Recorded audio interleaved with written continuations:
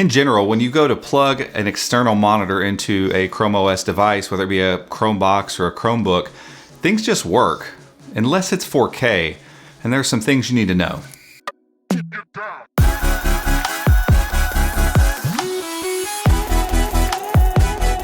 Today's video is brought to you by Skillshare, an online learning community with thousands of classes covering dozens of subjects. And if you're looking to just fuel your curiosity or actually hone a professional skill, there is a good chance that Skillshare has something for you. As a self-taught web developer myself, Skillshare is something I would have used in place of the hundreds of hours I spent scouring YouTube and Google to figure out my trade.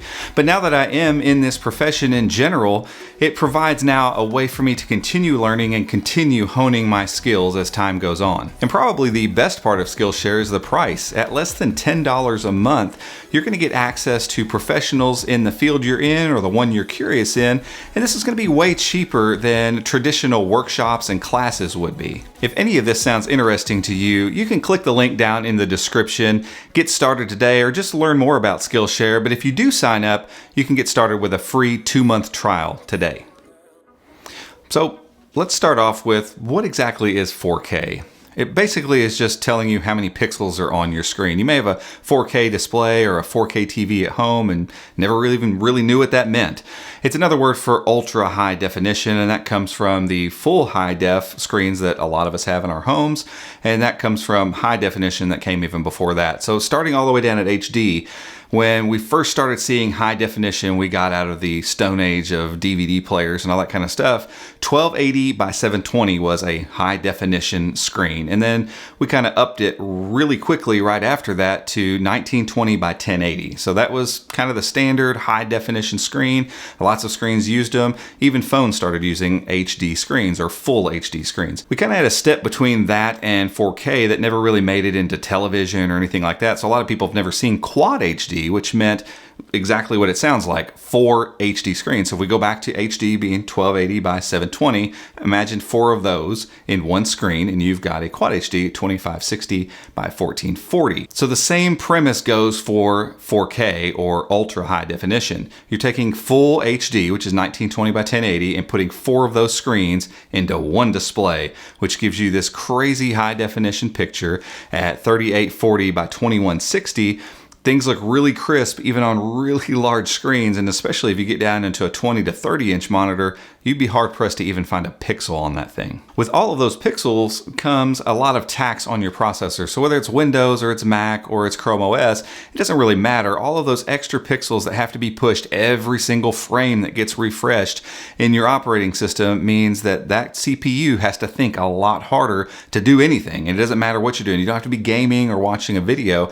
Literally every movement of your mouse, every movement of a window is taxing the processor more because it's got to fill all of those pixels every time it refreshes. Since Chromebooks a lot of times are powered by lower end processors, you really need to take all of this into consideration when you're deciding if you're going to purchase a 4K monitor as an external monitor for your Chromebook. So if you have something that's powered by one of the Core i processors, something like that, the higher end ones, they're not going to have any problem with 4K, but some of the lower end processors will struggle and may not even output 4K because they're not designed to do that. And again, that comes back to the fact that we're talking about a ton of pixels to push around, and some of that hardware just isn't ready for it. One last thing we need to discuss, even if you have a Chromebook that is plenty powerful enough to actually push 4K, is refresh rate. And we don't think about that very often. In general, unless you're a gamer or something, you don't think a lot about refresh rate on televisions or displays, but it's more important than you think because most of us are used to looking at screens, monitors on laptops, stuff like that, at a 60 hertz refresh rate, and that's like 60 frames per second. Once you get used to seeing that and you see that smoothness and you're just used to working with that smoothness, the minute that that goes down,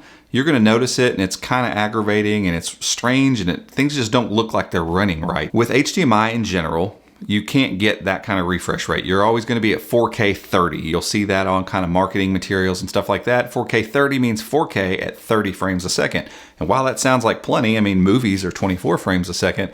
Again, if you compare it to what you're used to seeing, it's going to look like it's jumping around a little bit and it's just not smooth, or like the processor is struggling. That's not the case. It's just that cable and HDMI connection in general can only do 4K 30. And though I've seen lots of cables say 4K 60, which means 60 frames per second or 60 hertz, they just don't deliver. And I've tried multiple different dongles and stuff coming from USB-C. In general, I found HDMI just can't do 4K 60, at least not with the stuff I've tried. But what I have found is that DisplayPort, which is a different cable, can do 4K 60 with ease, at least with Chromebooks. If you've never seen a DisplayPort cable, it looks a lot like an HDMI cable, just one side is flat, so that kind of gives away what it is. And there's mini DisplayPort and all that kind of stuff that Apple's used for a long time.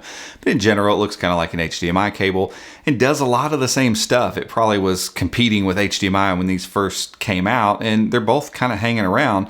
But for whatever reason, with Chromebooks and Chrome OS, DisplayPort seems to be the one that handles 4K much better than HDMI. So that brings you to almost another set of issues here. If you're looking to get 4K with 60 frames, which I'm telling you, that's what you want to go for. A lot of the older Chrome boxes that used to come out had an HDMI and a DisplayPort jack in them. So it was easy. You get a DisplayPort cable, hook it in, and obviously your monitor needs to have DisplayPort on them. Most 4K monitors do. But now Chrome boxes and Chromebooks, I don't know that there's ever been a Chromebook with a DisplayPort out on it, but Chrome boxes even have gotten rid of that because USB-C now can carry DisplayPort, but you need a connector for that. So again, there's another hoop to jump through here for Chromebooks and Chrome boxes if you buy ones that have been made in the last couple years. So there are multiple dongles. We'll show you one here, and we'll actually link it down in the description below, but there's other ones. You know, this isn't the only one that you can get, but you're going to need something to convert that USB-C over to DisplayPort if you're wanting to get that 4K 60 frame goodness. So if you're still tracking with me, we've gotten to this point. You've got a Chromebook that can output 4K. You've got a 4K display. You've used some sort of thing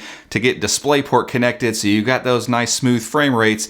You get it connected, you start it up, and everything is tiny on your screen. I mean, unless you're using a really big screen, because again, think all of those pixels are jammed really close together. So if you don't use any display scaling, everything is going to be really tiny because you've got lots of space. You got enough pixels to spread out over a 60 or 70 inch display. Most of us aren't probably using that. We're probably using a 20 to 30 inch display. So luckily with Chrome OS, there is display scaling. You just go into your settings under display. So type display up there in the search, and then you'll see it. It's sitting at 100% probably right out of the box. Slide it up to where things look big enough where you're comfortable with them. In general, if you think about it this way, slide it up to 200% and you're basically getting a 1080p looking screen. You're still gonna have all those pixels, everything's gonna look sharp and crispy, but it's just scaled up all the elements to look like a 1080p screen. Likely for most of you, somewhere in between 100 and 200% scaling is gonna be that sweet spot for you. Probably 150, 160%. Things will be big enough to see, text is big enough to read, but you're going to be able to take advantage of some of that extra screen real estate you now have because of 4K. So if you've been tracking this long with me, just remember, if you need to get 4K up and running, you just need a good Chromebook or a Chromebox, the right cables, and some knowledge of scaling and knowing how to make sure everything just looks good on your screen. For us, we've been rocking this BenQ monitor back here. We'll link it down in the description below because it was a really good entry-level 4K monitor for us to start testing things and learning all of this stuff. Honestly, I got the thing in and we started trying to hook it up and ran into all these different issues, not because of the monitor. The monitor's been really good, but because of Chrome OS and what I found, Mac and Windows too, 4K just presents all kinds of obstacles that need to be overcome. So hopefully we've helped you overcome some of those obstacles if you're choosing to go 4K and you're ready to kind of make that leap into the next level of monitors. But guys, that's it for this one. If you liked it, give it a thumbs up, hit the subscribe button down below, and don't forget to hit the notification bell so that you can be alerted for future videos just like this one. Till next time, we'll see you.